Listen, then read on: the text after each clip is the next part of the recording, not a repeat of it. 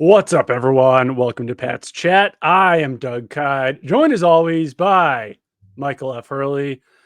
Michael, we're doing a bi-week, midweek podcast. How you Yeah, doing? see, when the team is as righteous as this one, there's just such a demand. You can't take a week off. There's no days off in the land of the Patriots. So that's what we're here to provide. Content for the Pats. There is certainly a hunger for people to be talking about the Patriots at all times. Let's start off just to be like a little bit newsworthy, even though it is Thursday and the last thing that happened with the Patriots was on Tuesday. This is something we've talked about a lot. I try to trend not too negatively on this podcast, just in general with my coverage. I try to be as down the middle and as journalistic as humanly possible. But Jerod Mayo did it again, and this is something I texted you about, but we haven't talked about it yet. I know it's a little bit late, but once again, after the Patriots lost to the Colts on Sunday, on Monday morning, Jerod said, if we take out that last 19 play drive, we're feeling a lot better after the game. Right. Absolutely. And I he's mean, right. So I think that we can just end it there. if Absolutely. I He's if I 100% right.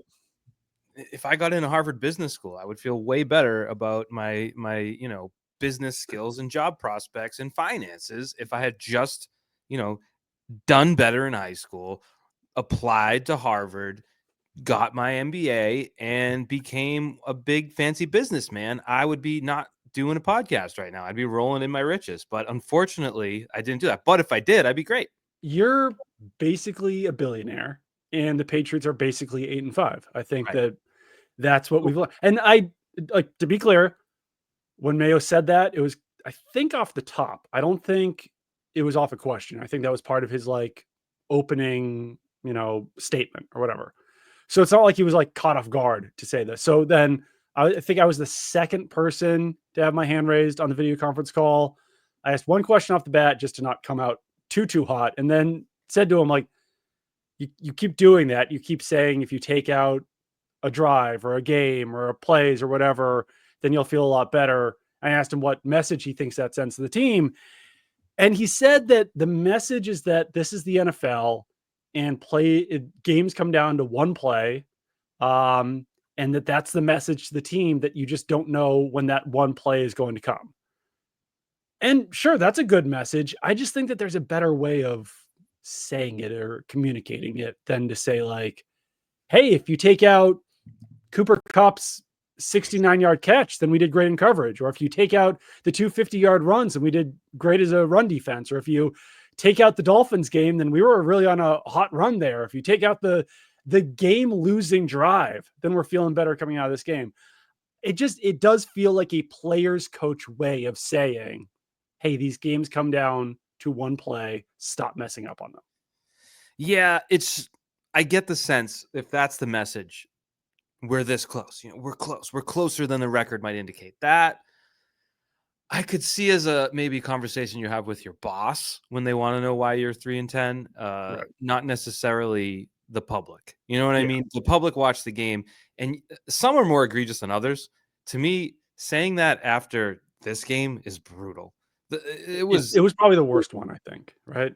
I mean, the Cooper Kupp one was bad. It was like, well, if you take away the 70-yard touchdown when we ran a zero blitz and didn't cover him, and Jonathan Jones in man coverage on him, we didn't do a bad job on him. It's like, well, they still had 200 yards. Anyways, He did also ask people to take away an entire game. So I guess maybe it wasn't egregiously the worst. they're all pretty bad. The Houston blowout, take away the 2 touchdown runs. I don't know. They're all bad. Like, they don't work for us. They might work in a larger picture sense and maybe a big picture sense, but in the sense of we just lost this game and it's brutal, but don't worry, we kind of won in a way. That's what it comes across as, even if he doesn't intend it to. So it's a little out of control at this point. Good on you for asking.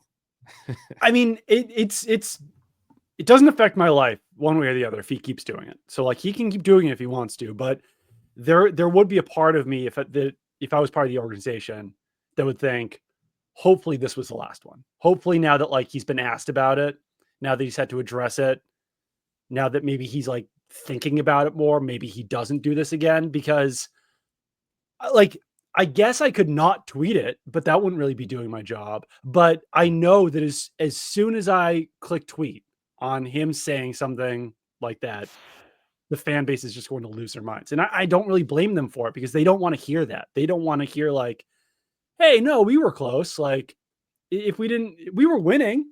And if you just take out the last 6 minutes of the game, then we would have won. Like, I don't think they want to hear that necessarily. And I do think that still some of the fan reaction is a little bit out of control, but they're fans and that's the way that they're going to feel. And that's the way that they're going to express themselves. Yeah.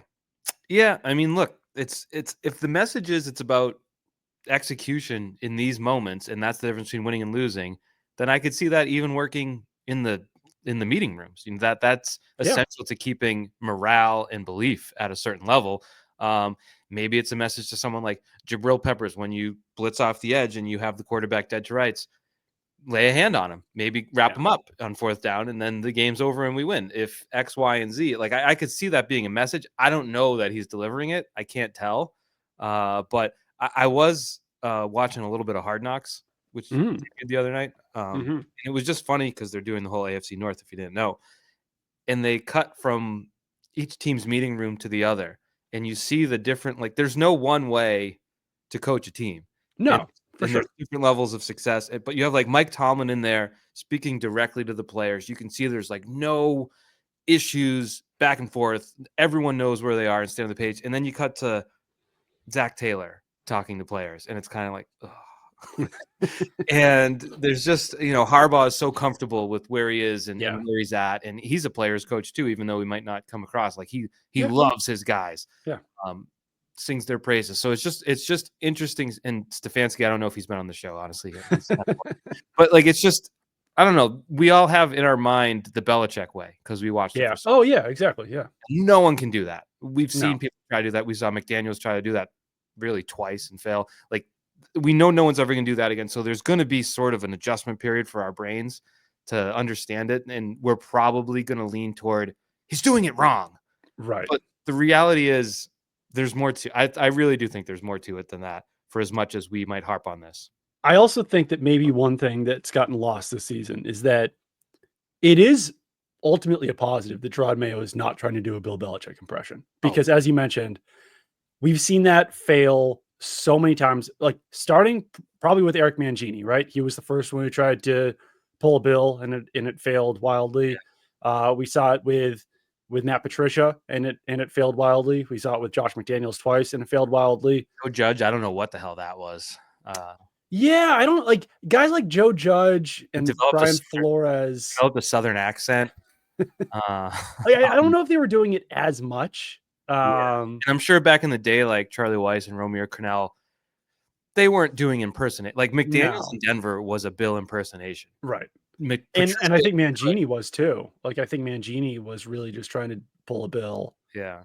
And Patricia, I didn't cover Patricia with the Lions, but I've mentioned it before. Like the Lions writers just hated that experience so much that, like, beyond just treating players, like Darius Slay hated Matt Patricia, like, which I don't know if hate, whatever. Like he said, but like obviously he rubbed players the wrong way, he rubbed media the wrong way, and when you try to act like Bill, that's going to happen. But it worked for Bill because he won so much.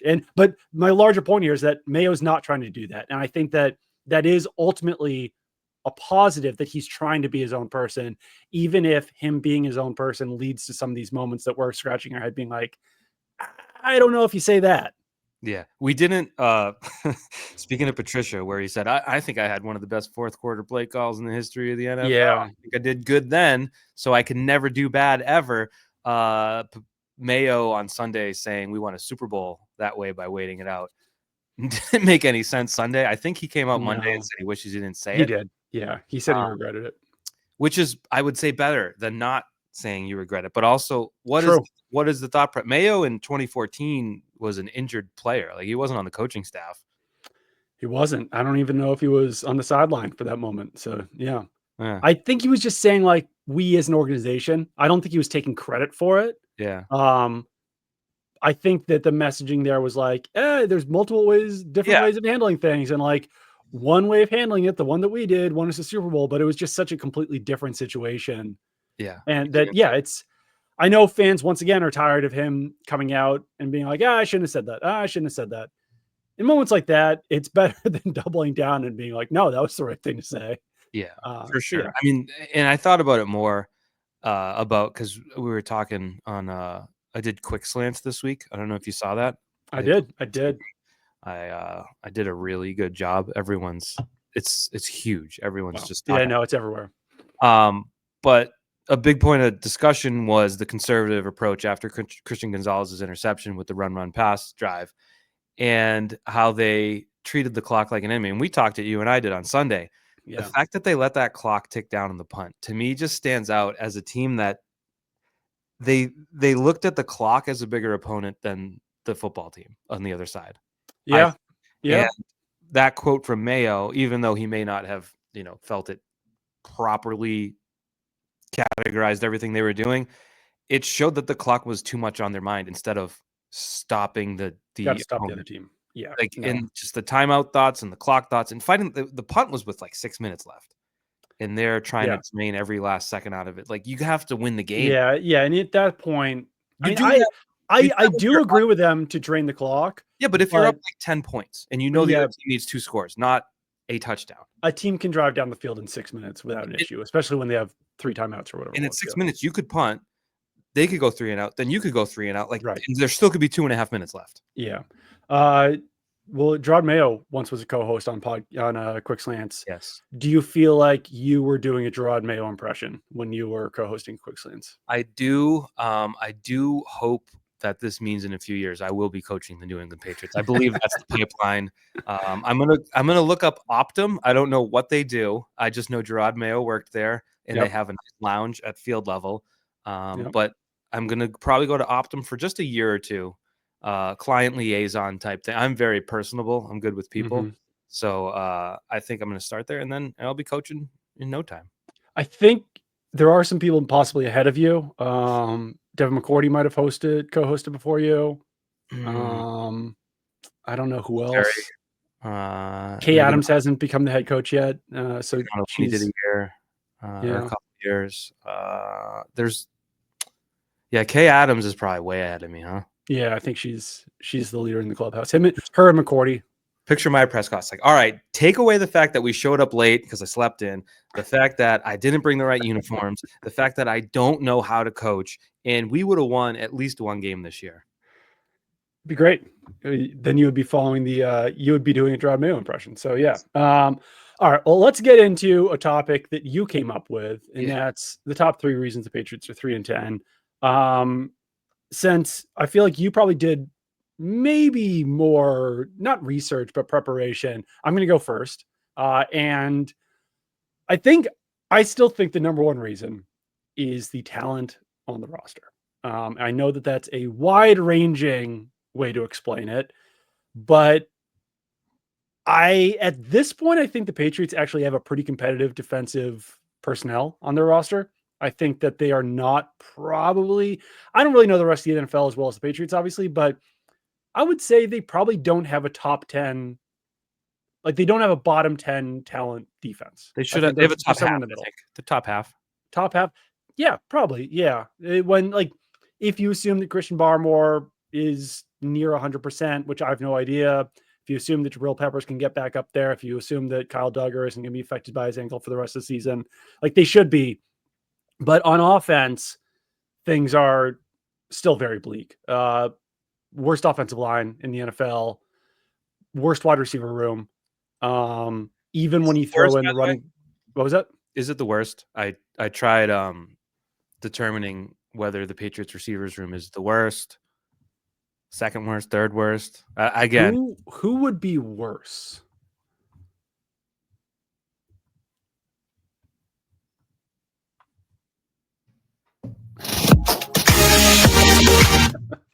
I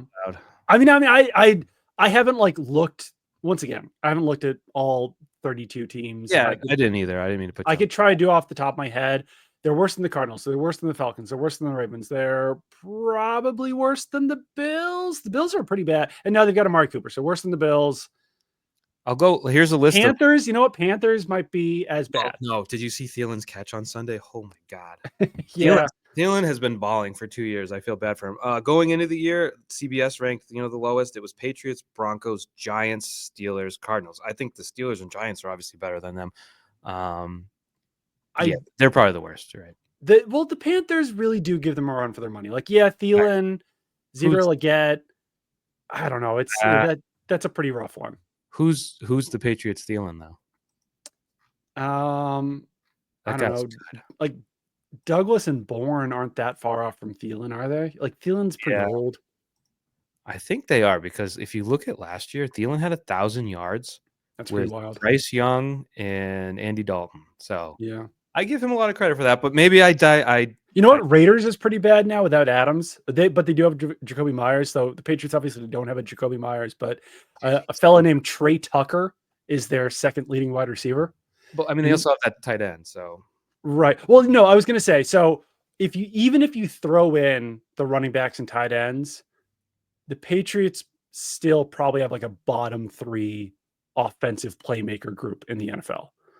And then the quarterback is good, but when you're dealing with the worst offensive line in the NFL and one of the worst offensive playmaking groups in the NFL, it's going to tank any team. But we'll get into this a little bit later. As we mentioned, the offense at least is improving. The defense, we'll get into it later. But yeah, number 1 on my list would be overall talent on the roster.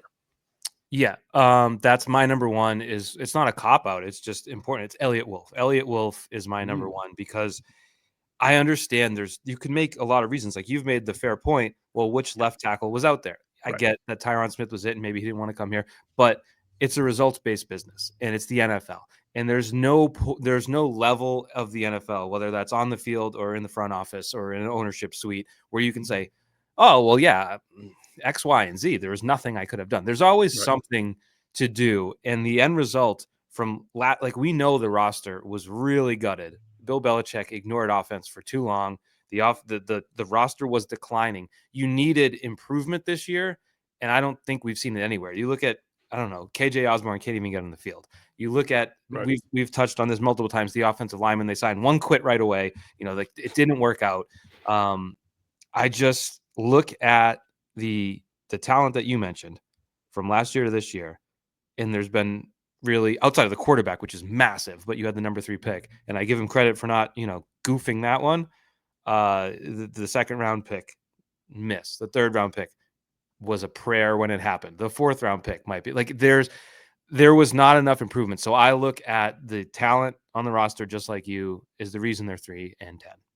Number 1. Yeah, and I think that Elliott Wolf certainly needs to be held accountable for the fact that they did not improve the roster, especially on offense.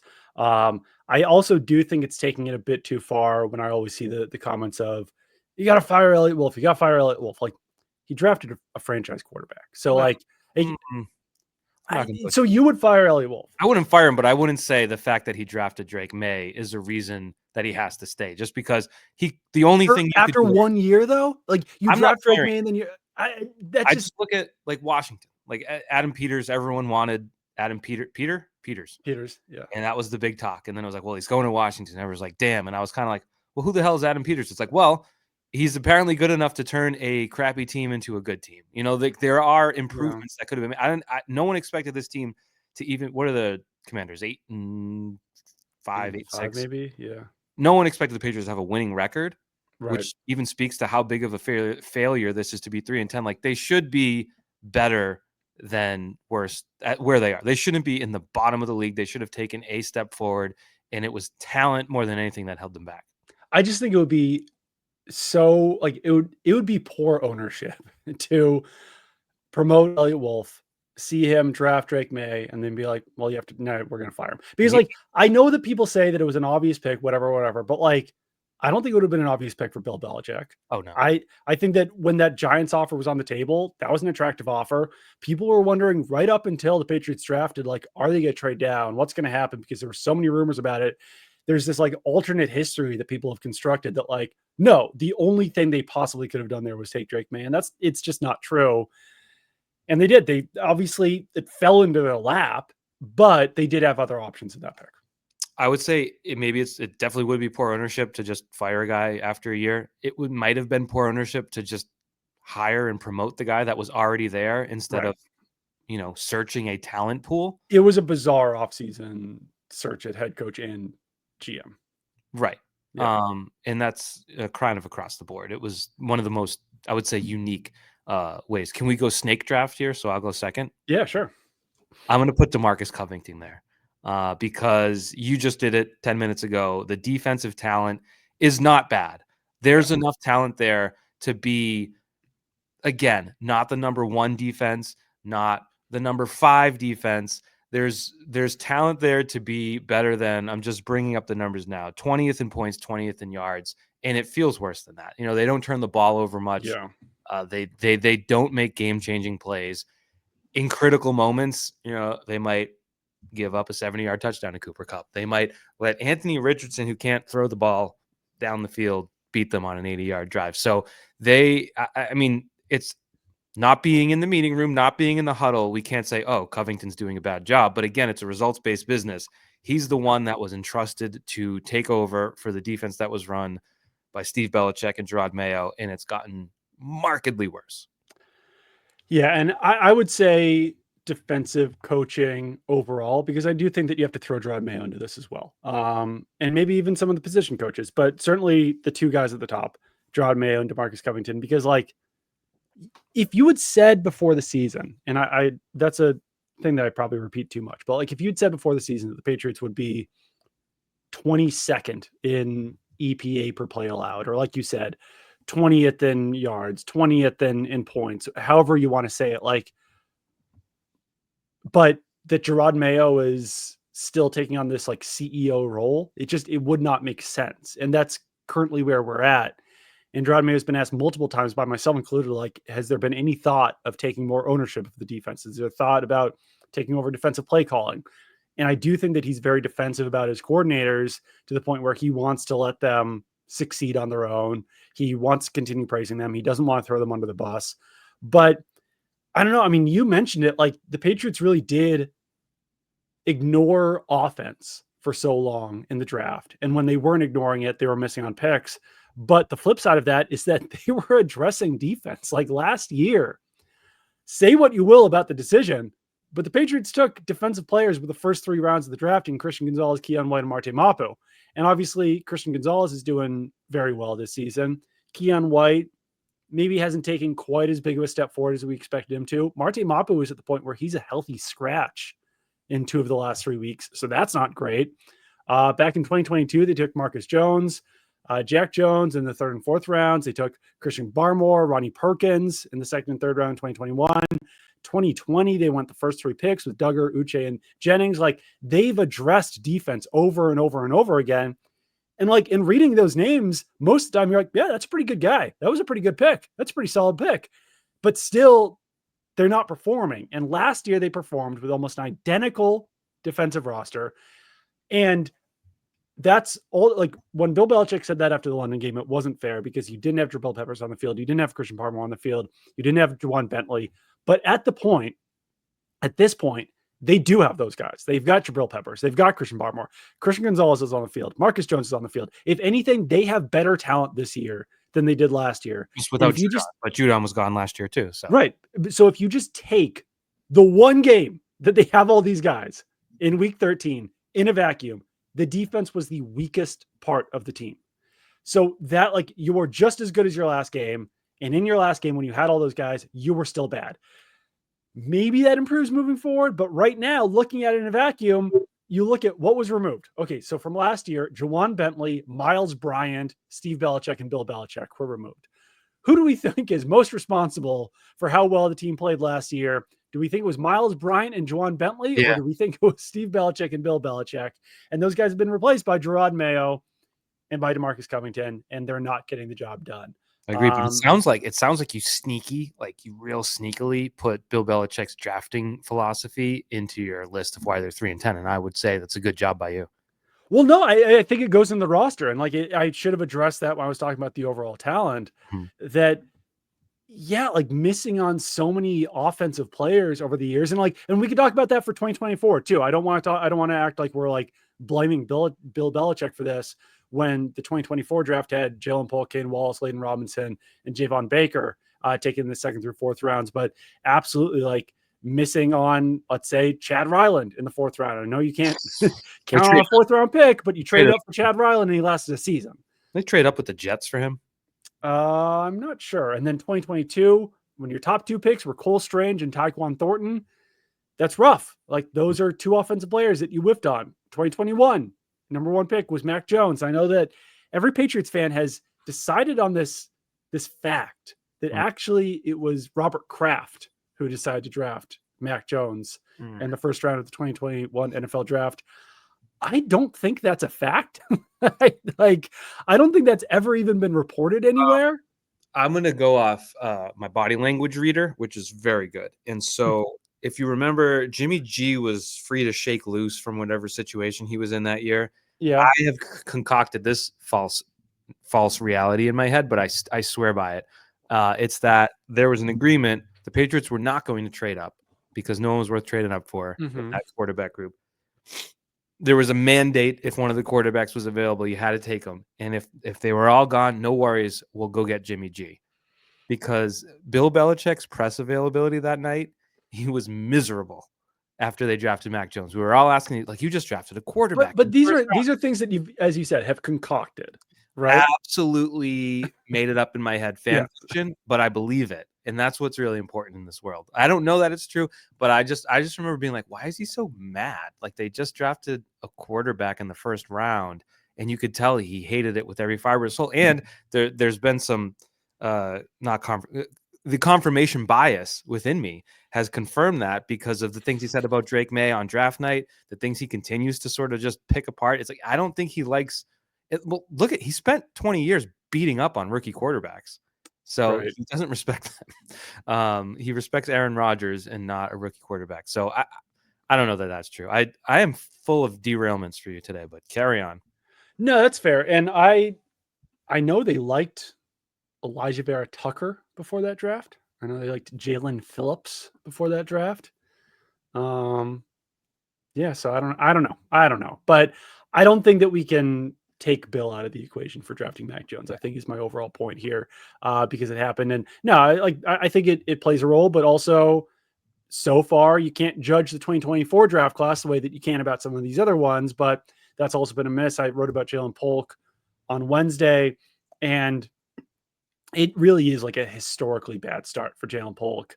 And maybe he turns it around. He still seems to have confidence, but there are still some people within the building who are kind of questioning how he's handling things mentally. They said he's really hard on himself, so some of the issues are compounding. Maybe this bye week will be what it takes for Jalen Polk to turn things around, but I keep waiting, and it hasn't happened yet. Yeah, I saw it. I have to apologize, Doug. You didn't read it? It's okay. I saw it. Yeah, it's like I might have been at a red light, and I was like, I probably shouldn't read that now. And then it would be a lot of words to read at a red light also. And then the light turned green. Yeah. And then life proceeded, and I forgot to come back to it. So that's just the God's honest truth. I wanted to read it, and I'm sorry. It's completely okay. That's chat. Drama. All right, number 3, go. God, what is number 3?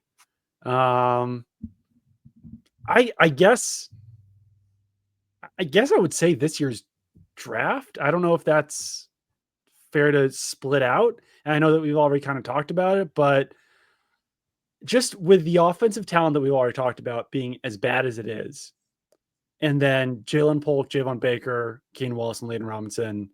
Obviously, Kane Wallace is hurt, but like for those guys to not be impact players for most of the season. I know that Layden Robinson started in week 13, but it's just a really bad sign about the draft class and who they brought in and how they've been able to develop them.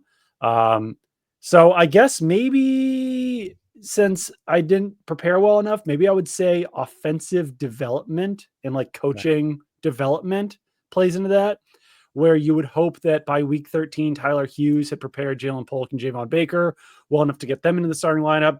You would hope that Scott Peters would have done the same thing about the offensive line. Personally, I'm maybe a little bit more of a Scott Peters defender at this point, because I do think that there's been improvement on the offensive line. And I think that if anyone's been dealt as bad of a hand as he possibly could, it would be Scott Peters. Mm-hmm. Like, and he hasn't necessarily made lemonade out of the lemons, but he's made something somewhat edible out of the lemons that he's been handed.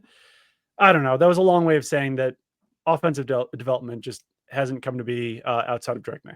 Just to finish your draft class after Baker, you had Marcellus Dial in the 6th round, Joe Milton in the 6th round, and Jaheim Bell in the 7th round. So it's pretty stark, the contributions you got after Drake May from the draft class. So yeah, and you can't really expect 6th or 7th round picks to be, but on one. Well, and I mean, Del Pettis has been contributing as an undrafted free agent. So it's not out of the realm of possibility that someone like Marcellus Dial or Jaheim Bell could be contributing. Obviously, Joe Milton is blocked. But yeah, no, it has not been it's been a bad draft class so far. The drama here within the Pat's Chat podcast, you're not going to believe it. You know who my third answer was? What? Scott Peters. Wow, interesting. So, and again, you're right. Like the talent level has been as low as imaginable. Like to work with that and to lose David Andrews, I get it. But this guy started his coaching career in 2020. He's new to coaching. And you have teams feasting with just basic tackle end stunts. Just one guy forces one guy in and they get sucked in every time. And there's an open lane to the quarterback. And I know we're not here to pick on a rookie Layden Robinson or Ben Brown getting picked up off the street or Michael Jordan, who's now gone, or, Vidarian Lowe, who was a last minute signing. Like I understand that outside of Mike Onwenu, that there's not really NFL talent there, but to just get pantsed every week with ease. Did you notice the Colts thing? Did we mention this Sunday? They would do this thing, and it happened on the second down run after Gonzalez's interception when Stevenson gets the ball and there's 3 people in his face. They would split the end out wide, and not really like a wide 9, like not that far. I'm not a defensive line coach, but he's out wide, and they knew the cadence enough that just before the snap, that end sort of hopped in toward the middle. Yeah. It screwed them up every single time. Yeah. They never knew what it was like. If I don't know, stuck my hand out and blocked your forehead and you just kept trying to punch me. It's just, there's so many things that could be fixed with coaching and preparation. And we've seen the best at it this year, at that position forever and ever with Dante Scarnecchia. So the standard is high, but I think that it's not unfair to have expected more. And I have, the only other content I wanted to share today was some Computer Cowboy stuff, some Ben Baldwin stuff. Oh, wow. He did the pass protection composite ranking. So he looks at PFF, SIS, and ESPN and averages them out. I don't know what SIS is. Do you? Sports Info Solutions. There you go. I knew what that was. I was just testing you. So the number one offensive line in the league is the Broncos at a 99 score. So that there's your Bo Nix explanation. There we go. They're 11 points better than Green Bay and Tampa, who are second at 88. The big drop off. Everyone said the Eagles are the best, 77. So like that's where you're working at the top of the league, right? Yeah.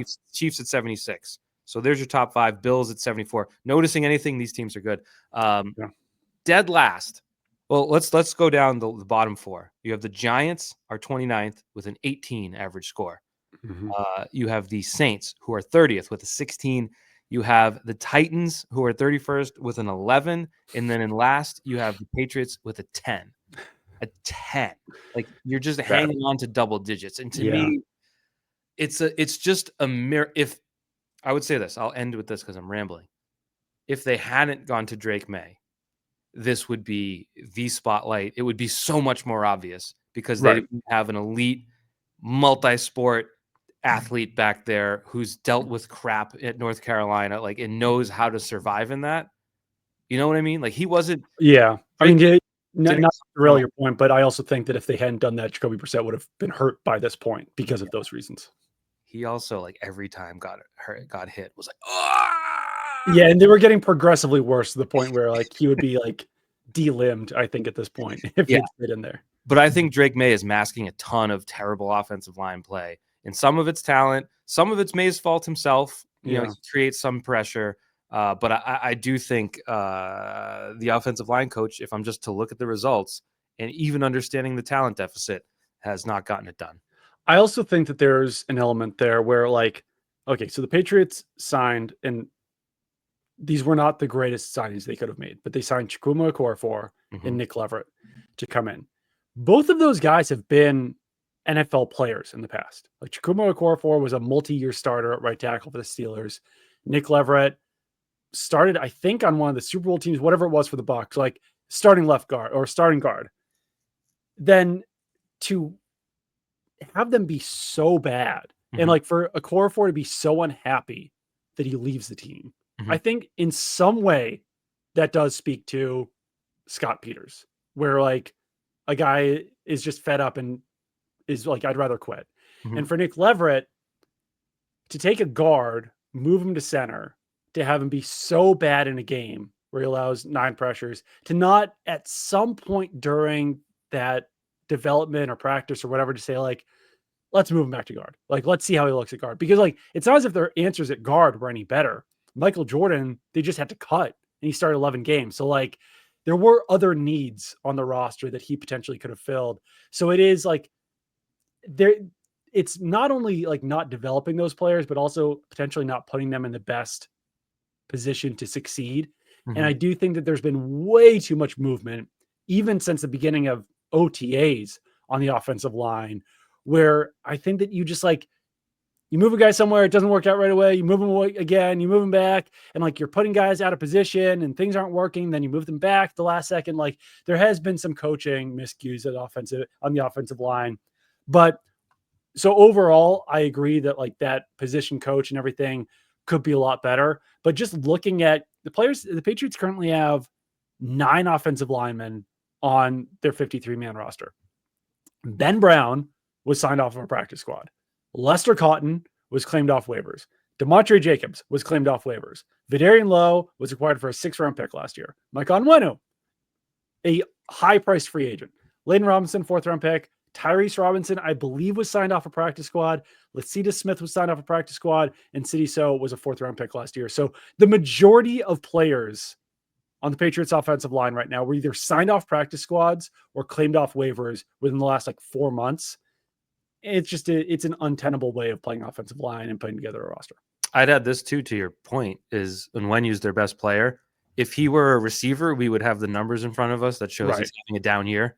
Yeah. But he's an offensive lineman. But there's been games where you're like, man, he had one really bad game. I'm trying to remember which one it was. It was early in the season. But either way, and I think he was at tackle. I think he was getting roasted at tackle, like maybe his first game there this year. Either way, it's been, it just hasn't been there. So do I know what he's doing exactly? No, they don't let me in the meetings. I've tried. My key card doesn't work. I can't get in. But I don't know. That's sticking out to me. The only other option, like 3A or 3B, is whatever the hell is going on. I said Covington and put it on him, but from the front 7 is just a mess when it comes to run defense. So whoever's most responsible for that, whether that's Mayo, whether that's Covington, whether that's Hightower, however it works, it's been bad. Yeah, Jerry Montgomery's the defensive line coach, so you could throw him in there as well. And obviously, this isn't the end-all, be-all of everything, but Michael Onwenu, out of 83 qualified guards, ranks 38th. So he's your highest-paid offensive lineman. The Patriots signed him because they believed he was the best available offensive lineman in free agency, and he's been essentially like a mid-tier guard this season. And obviously he has bounced around quite a bit this year, but even if you shorten that to 62 guards, he's still 32nd. So he's just like smack dab in the middle of all of the NFL guards, and you would expect him to be playing better. I did want to talk about, what do you want to see coming out of the bye? Like, I think that you expect to see some improvement with the players having a week off, coaches having an extra week to prepare. Is there anything specific that you want to see when they take the field in week 14 in Arizona against the Cardinals? I want to see Greg Dortch. I just love saying Greg Dortch. Let's see. I would like to see professional pass defense, run defense, excuse me. Not just be open for business whenever teams want to run. I would want to see, we saw like a first step of May and Demario Douglas being on the same page and playing well together last week after some miscommunications in the previous weeks. I feel like that's an important connection. This is probably not going to happen. You'd love to see Polk and or Baker get involved in the offense. I don't know that there's enough time for that to happen. I don't think a week off helps with that. And I just think big picture, one win. I don't know which one it's going to be. Like, I feel like, I don't know, not to project too much. Like, the Chargers aren't going to win the West. They're going to be in the playoffs. That week 17 game cross country flight, late December, early January, they might not be super charged up. Whereas, the Patriots they were coming. Was that pun intended? That was not. That's tough. I'm glad it wasn't, but I still said it. So that's so like that feels winnable. I don't know if I don't like the Patriots on paper against the Bills, but we've learned over the course of time that when two divisional opponents play twice in 3 weeks, like crazy stuff can happen. So, I think having them finish with the same record as last year is about right, given the talent they have. So they have to get there. If they don't, then even though we're on like a microscopic level of measuring it, then they were worse than last year and they underperformed. So 1-3, Drake may stay healthy, and let's see what they got. Yeah, and I don't know. I've never been a big like defend Mayo, defend whatever, but like I don't want people to act like if they don't finish as good as they were last year, it would be bad. Going from 4-13 to 3-14 would be rough. Do you want to remind people that Bill Belichick took a 7-9 team and went 5-11 with them the next season? I'm sure there were extenuating circumstances there. I know he had to cut some guys, but overall, that team, as like they finished with a better record, but like they had more talent than this year's team. So it's not like the end of the world. Yeah, I hope we reach a point where the conversation can be about Mayo versus like the rest of the world that could be coaching the team instead of Mayo versus Belichick. No, I think that's fair. Yeah, obviously. I'm not saying you're there. I'm saying every time we point out anything with Mayo, it's always like the last guy had. It's like the last guy screwed up a lot. Like the last guy was probably the best of all time, but it ended very poorly. I don't know what to do. No, it's true. And maybe there was no excuse for the team to go 4-13 already last year. So maybe the fact that they're possibly playing even worse is an even worse sign. But Jerod Mayo did a podcast with Tom Curran, where he talked to him exclusively for 20 minutes or so. And he did say that they want to see what they have in Jalen Polk, Javon Baker, Layden Robinson, and Kane Wallace over the last 4 weeks of the season. And I do think that's really important. I think that you need, even if maybe it hurts your chances to win games, you need to know what you have in those 4 players moving forward, because you need to know what you need to do at those 2 position groups moving forward, whether you need to find 2 starting wide receivers next offseason to pair with Demario Douglas. And if you need to fill out 4/5 of your offensive line. I think Andrews will be back. Right. So maybe 3/5 of your offensive line. And even Andrews will probably be back. And you could probably pencil in either Jake Andrews or Cole Strange as his backup. Maybe. But then you're still talking about left tackle, left guard, and right tackle. But if over the last 4 weeks of the season, you're able to plug in Caden Wallace and he looks at least like an NFL starting right tackle, then I think you'd probably feel pretty good heading into next year with him as a 3rd-round pick being your starting right tackle. If Layden Robinson can improve over the last 4 weeks, maybe you feel okay about him as your starting left guard, like either him or someone, Cole Strange, someone could fill that position. So then if you're only looking at left tackle, I think you're feeling a lot better. Like you're not only looking for a left tackle, you want to sign or draft a starting left tackle, and then also sign or draft a dependable swing tackle. But I don't know. It feels so much more comfortable if you're only filling 1 spot there rather than 3 spots. It feels pie in the sky to think Caden Wallace is going to go in at right tackle at this point of the season and just be very good at it. I feel like I'm not even looking for very good, just like serviceable, Yeah. And he should be able to, right? I know he's been hurt for the last, I don't know what injury that was too, because I don't know what ankle injury keeps you out for like 10 weeks, but he's been out for a long time. Well, if you break it, do you think about that? He didn't have like a huge cast on though. But that would keep you out for at least 10 weeks. Yeah, if there was some sort of fracture or something, because he was on one of the scooters for a few weeks, but then he's been walking around for the last like Hmm. 6 weeks or so. So I don't know. Maybe he had But what I had. I broke a glass last year, a big metal thing. It fell on my foot, sliced my oh tendon, yeah, the top of the foot. I couldn't walk for a month. It was terrible. Surgery could was be no joke. It's a lot of could be pain. that. Could be that. Yeah. But then at wide receiver, like I mean, I'm past the point of expecting anything out of Jalen Polk and Javon Baker. I've said that before, but like I think at least you have to put them out there for more than 20 snaps. I think at least you have to target them like 4 or 5 times in a game just to see what they can do. I don't, even if Jalen Polk gets like, what would he have to do over the last 4 weeks of the season to Get make you feel open. good about him? No, like what stats, like what numbers would he have to put up for you to be like, he's one of our starting wide receivers next year? Oh, I don't think that's. I think that ship has sailed. Like he could. I don't know. He's If he had fighting. like 60 yards per game, how would you feel? That's. I don't think starting wide receiver caliber. So I don't know that there's enough there, but I would say like if you can get 4 catches for, yeah, probably in that 50-yard range and another touchdown or two, then you know he can play in the NFL. You can Right. contribute. Yeah. Which again, I didn't until Monday really look at the route he ran on his one target. It Oh, was, that was weird. He sat down in coverage, but and then then like moved over, and as but the ball by the was, time he moved over, the ball was going where he had been. So it was just like so clearly miscommunication between him and Drake May. It was just rough. Yeah. yeah.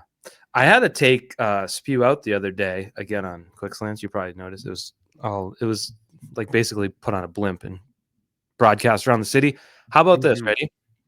Number 5 pick, say they get the 5th pick, 4th pick, whatever it may be. Use it. And then you're going to take next year's first round pick, your 2026 first round pick. Mhm. You're going to trade that to get back into this first round pick because you need talent and you need to improve now. And waiting until next year with whatever that, let's say you improve and then you end up with like the 12th pick. Mm. Use that now. Get the 12th pick now. Start your regenerate your rebuild, and you can take a tackle and a receiver in the top 15, whatever it may be. Yeah, I am starting to bang that drum because I I think don't hate it. if you just they took a pretty passive approach to the draft this year. Yeah. Sitting down in the second round and then just waiting for that third round pick and just sort of taking things that, like, we're used to covering drafts, Doug. You know this, where you're like, oh, the Patriots traded this one, they traded this one, they traded this one. And it's not just like the typical Belichick trading down. There was always like 12 transactions per draft. Yeah. You're just dizzy by the end of it. I'm not Yeah. saying that's the best or easiest or the only way to do it, Yeah. but to just sit there and say, all right, well, we'll be picking again 71 picks from now and just waiting. I Yeah. think they need to be more proactive, and you got a better chance of being right the earlier you pick. Yeah, I would agree with that. And I also would say that they just I don't know. I'm still of the opinion that you can't really fully draft for need in this draft because obviously you'd love to come away with a wide receiver and a tackle, but there's just so many other big needs on the roster. They need interior defensive help. They need pass rushers. They need another taller cornerback. Um, Linebacker I wouldn't take in the first round, but there's just like so many guys that they need. And last year, Ladd McConkey was sitting there at the number 34 overall, and I would have been the first one to say, like, no, they don't really need a slot or a Z wide receiver. They need an X wide receiver. So that's why they take a bigger guy like Jalen Polk. And it's like, well, how's that worked out for you? Now Jalen Polk can't play at all, and Ladd McConkey would have been pretty helpful as a Z wide receiver or as a pseudo slot. So I don't know. I think that they just need to be drafting good players. And I know that's really simplifying it, but that's how I feel heading I into have the a, draft. I have a general football thought because you said you wouldn't take a linebacker in the first round. I Yeah. was, for some reason, watching the BC game on Saturday. Mm, Um, on rivalry weekend, I'm not sure. It was like it was they were 3:30 games, so there was kind of in between the good ones. yeah. Um, and Luke Kuechly was there, Mm. and it looks like he's like 150 pounds now. Yeah. It's freaky. But I was just watching the game and obviously bored out of my mind.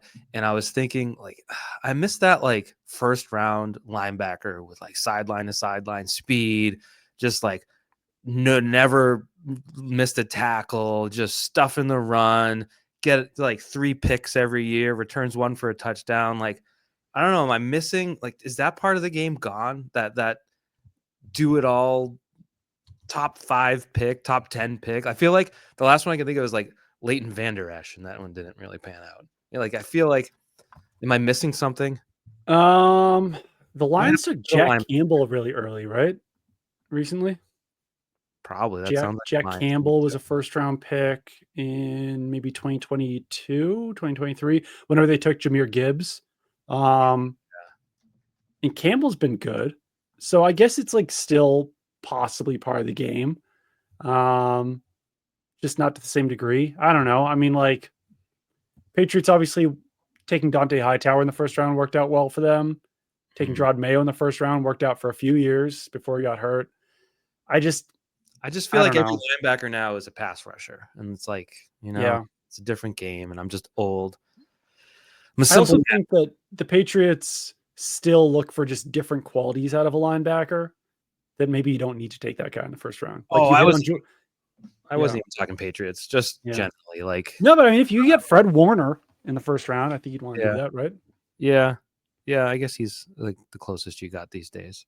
Yeah. I don't know. I grew up when Ray Lewis was in the NFL, so that used to mean something, The linebacker used to mean something. It did. Big pads, scary, freak of nature, punishing. Who's the top graded linebacker in the NFL this year? It's an interesting question. On PFF, it's taking a while to load. On PFF, what's going on with your servers? You're ruining our podcast. Pat's chat drama. Zach Bond is the highest graded linebacker, followed by Fred Warner. I was going to say Zach Bond. And then followed by Bobby Wagner. Still. That's incredible. After all these years. Well, you know what? He was probably, the predecessor to like the Kuechly's. Yeah. Well, predecessor to Kuechly? No, not predecessor. What's the one who follows? Successor? Yeah, he was the successor. Yeah. Best middle linebacker in the NFL. And even he, like him and Warner, they were both second round picks. So I think that speaks to why you don't want to do that in the first round. Warner was a third round pick. I'm not. Stop trying to tell the Patriots to draft a linebacker 5th overall. Jesus Christ, man. I don't know. Seeing Luke Kuechly weigh so little sent me down a rabbit hole of my mind, which is a dangerous place. Truly is. I don't even know who the top linebacker in this draft is. I haven't done a lot of draft research this year. Have you? All right. No, I have not yet. I'm trying to put it off as long as I can. I had one more sort of general thought for you to throw at you because I was watching Good Morning Football the other day, and they did like the playoff picture thing, and you had your Chiefs, you had your Bills, and it's like, man, I know everyone's favorite point of sympathy is the sports writer. But like we used to have it good, man. We used to have it real good. Every year around this time, you start to like feel like your job's starting up. Like your engine's warm. You're starting to hum. You know that coming up in January, it's coming.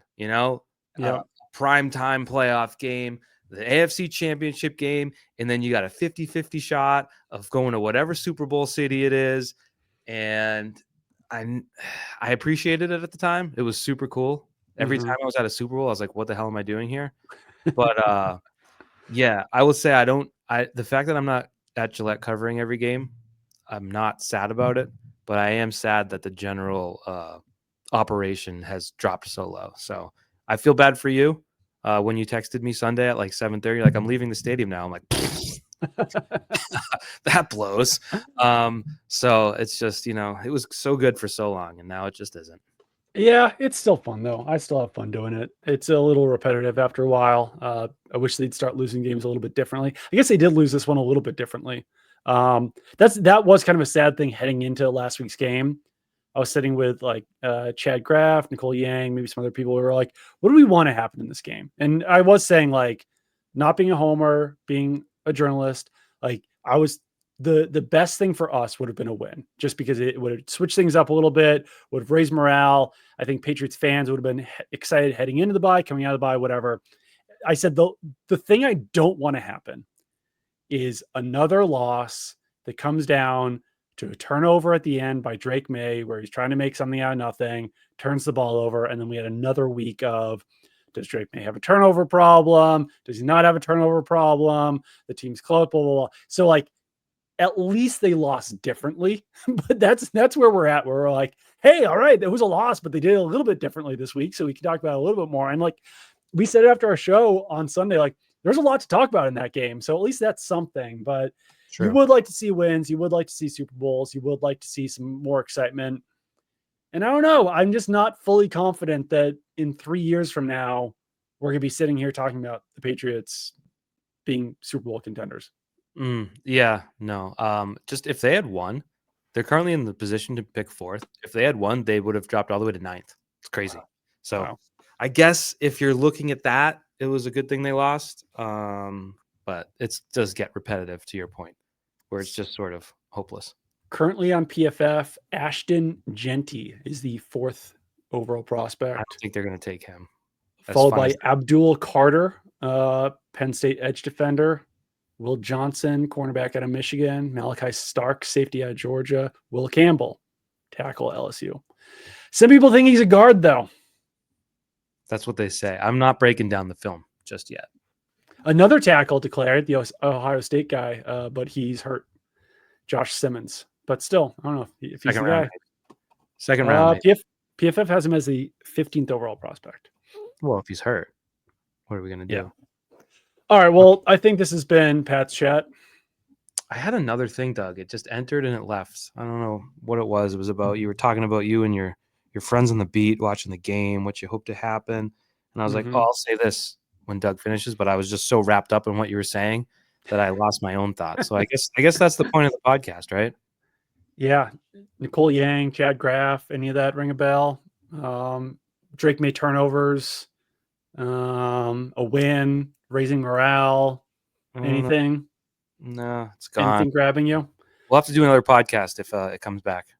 Yeah, we'll discuss that off the air, but we'll have to figure out when we're going to be doing another one of these podcasts. Are there any games this Sunday that matter to the Patriots? Probably not. It's kind of wild that there's a Thursday night game tonight that's like a really good matchup. I know. Packers Lions. How did that happen? I forget who played Monday night. Oh, it was Cleveland and Denver, which ended up being awesome. And I watched the whole thing. But I said Monday afternoon, I'm like, we've reached the point of the year where I'm like, I kind of just don't want to watch this. You know, it paid off. I'm glad I watched it. So tonight, this morning, I was like, oh, who's playing tonight? Is it one I can skip? And I was like, Jesus, like, what are they doing? That's a hell of a game. There's actually 2 games that matter on the slate this week. And that is the 4-8 Saints versus the 2-10 Giants and the 2-10 Jaguars versus the 3-9 Titans. Okay. So one of the Jaguars or Titans is winning, probably the Titans because Mac Jones is playing. So that means the Jaguars will go to 2-11 and really comfy themselves up in the number 1 pick. That means the Titans will be 4-9, which will build some space between them and the Patriots. I think you want the Titans to win because the Jaguars aren't winning twice. I don't know. I think you want the Giants and Jaguars to win, don't you? So you just want as muddy of a middle level the playing field as much as possible. Yeah. So the Titans and Jaguars play twice, and they play Vegas, and they play the Jets. The Jaguars could win 2 games. So I take it back. So you're right. That game. So I guess you root Jaguars there. You root Jaguars there, and I think Saints Giants. You have to root Giants, right? Got to root Jets over Dolphins. They're 3-9. Yeah. You have to root Jets over Dolphins. For sure. This is the funniest thing we've ever done. You have to root Bears over 49ers. Okay, which is doable. I don't think Panthers are beating the Eagles unless the Eagles let their mind stray. Browns could beat the Steelers. They just did it. Yeah, you want the Browns to beat the Steelers. This is like the sad. The Raiders could beat the Bucks. They basically lost to the Panthers last week, if not for an overtime fumble. I know very little about the Bucks this year. They should be. They're probably about literally like 6-5, 6-6. I just saw 6-6. Yeah. I mean, last week was excruciating to just be tooth and nail with the Panthers. So they're not that good. No. Their head coach is still Todd Bowles. So yeah, Bears. Yeah. And then you kind of want the Bengals to knock off the Cowboys on Monday night. So there's a lot of rooting. Nothing better to set yourself up for disappointment than rooting for the worst teams in the NFL all to win this weekend. So I think this is a long way of saying I don't think we're going to do a podcast Sunday after the football ends. No. Why was there no bye weeks last week and there's 6 this week? I don't know. Could someone explain that to me? Everyone wanted them to play on Thanksgiving week? I don't get it. I guess because they play 3 games on Thursday. So they didn't want to eliminate games from Sunday? Sunday's slate would have been pretty lean. Oh, plus there was the Friday game too. Yeah, I guess so. 4 games. But it just like kind of sucks for these 6 teams on bye where I don't know. It's so late. Be cool if you got that Thanksgiving game and then your week 14 bye. Then you get a nice little break. But I'll also say that Jerod Mayo did say something about how it's a late bye. The other 5 teams on byes, the Ravens, Broncos, Texans, and Commanders are all 8-5. So it hasn't really affected them, especially the Broncos and Commanders. And the Colts are 6-7, so it hasn't affected them that much either. But like maybe you could say the Ravens and Texans, they were supposed to be better than 8-5 at this point, so maybe it's affected them a little bit. But a lot of teams with winning records with late byes this year. The Patriots are sitting there at 3-10, so it is fun what it stuff. is. All right, well, keep it on the Pat's Chat podcast. That's not the right way to say that. Right. Rate, review, subscribe, do all those fun things. We'll talk to you guys later. Bye. See ya.